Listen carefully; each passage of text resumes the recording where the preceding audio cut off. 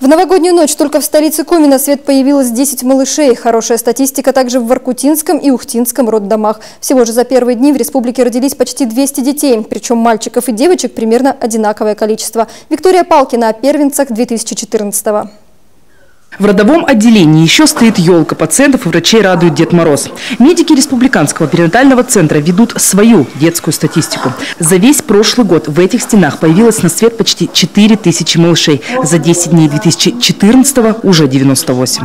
Сейчас вот я работаю после праздников в отделении, и удивительно то, как лежат дети. В одной палате 3 мальчика, в следующей палате 3 девочки. Вероятно, вот они так и рождались кучками. 3 мальчика, потом следующие девочки. Потом снова 3 мальчика, 3 девочки. Вот так они чередовались. Сыктывкарка Наталья Рябцева не просто счастливая, но теперь еще и многодетная мама. Вчера на свет появился ее 3-й ребенок.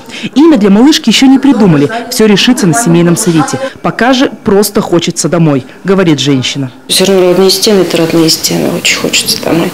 Ну ничего, посидим, полежим. Да? Надо нам здесь немножко побыть. Вспоминают врачи и свое новогоднее дежурство. Для них это была обычная смена. А вот в 7 семьях Республики Коми случилось настоящее новогоднее чудо. Все мамы приходили на роды вместе со своими мужьями. Мужья до конца оставались на родах. Никто не торопился убежать к праздничному столу. Все поддерживали своих мам. Я думаю, что женщинам запомнится надолго такая вот ночь, проведенная в роддоме. В 2014-м уже родилась и первая двойня. По прогнозам врачей, работы в этом году у них будет много, но они готовы к любым трудностям. Виктория Палкина, Алексей Паршуков, телеканал Юрган, Сыктывкар.